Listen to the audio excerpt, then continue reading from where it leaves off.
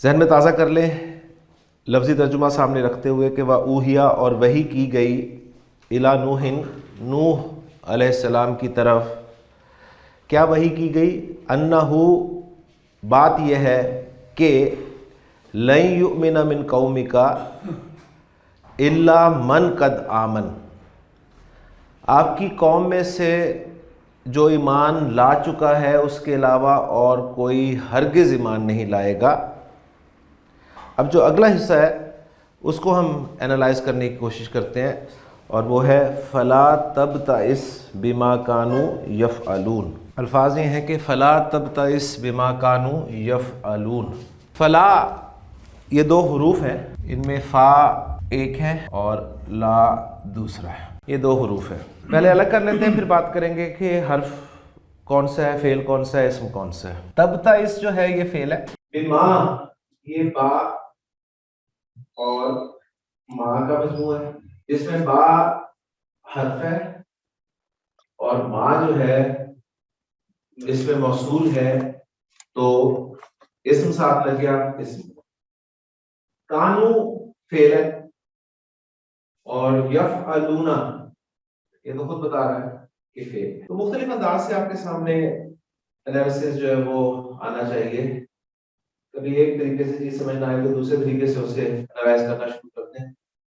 तो अब हमारे सामने जो अल्फाज आए हैं वो 1 2 3 4 5 6 और 7 अल्फाज है, जिनमें से 3 हुरूफ है, एक इसमें और 3 फेल है, 7 हो गए पूरे। अब हम हर एक को डिटेल के साथ देखने की कोशिश करते हैं कि ये फा जो है ये कौन सा फा है, ला जो है ये कौन सा ला है। ये फा जो है इसका आसान एनालिसिस तो ये किया गया है कि इसे आप और के माना में इस्तेमाल करते हैं कि ये फा आतिफा है। आतिफा और के माना में आता है, आपको पता है, यानी वो जुमला चल रहा है ना पीछे कि वही की गई नूह की तरफ कि उनकी कौम में से जो ईमान ला चुके हैं उसके अलावा कोई ईमान नहीं लाएगा। और आगे बात शुरू हुई। इन्होंने बहुत ज्यादा ग्रामर में गहराई में जाके बात की है। उन्होंने कहा है कि ये फा असल में एक शर्त है, उसके जवाब में दाखिल हुआ है, क्योंकि जब भी जुमला शर्तिया इस्तेमाल होता है अरबी जुबान में, तो जुमला शर्तिया के जो दो पार्ट्स होते हैं ना, शर्त और जवाब शर्त, उसमें जवाब शर्त पर फा का दाखिल करना कुछ सूरतों में वाजिब होता है, वाजिब लाजमी दाखिल करना। इसलिए कुरान मजीद में आपको जहां भी जवाब शर्त वगैरह मिले तो आप इस चीज को भी नोट कीजिएगा। जवाब शर्त पर फा का दाखिला वाजिब होने की सूरत है। नंबर 1 जुमला इसमें, जब भी जवाब शर्त में जुमला इसमें आएगा फा लाजमन आपको दाखिल करना है और कुरान मजीद में आपको दाखिल हुआ मिलेगा।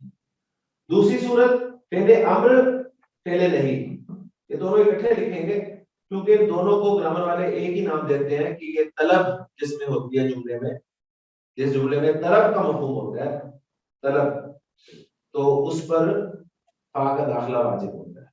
यहाँ पर थोड़ा सा गौर करें तो फा के बाद जो है ला तब इस आ रहा है और ये ला तब इसे थोड़ा सा अगर आगे देख लें तो ला के बाद तब इस फेल जो है वो अखफ होकर आ रहा है जी, तो इसका मतलब है कि नहीं है, लिहाजा यहाँ पर फा का दाखिला वाजिब था, इसलिए यहाँ पर तो कुछ ग्रामर वालों ने बहुत तहकीक में जाके ये बात की कि यहाँ पर एक शर्त महसूस है जिसके जवाब में ये जुमला आ रहा है और उस जुमले पर फा का दाखिला वाजिब था, तो ये फा इसलिए है। अब वो क्या जुमला महसूस था वो आपको देखिए टेक्स्ट से पता चल जाएगा कि वही की गई नूह अलैहिस्सलाम की तरफ कि आपकी कौम में से अब हरगिज़ ईमान नहीं लाएगा।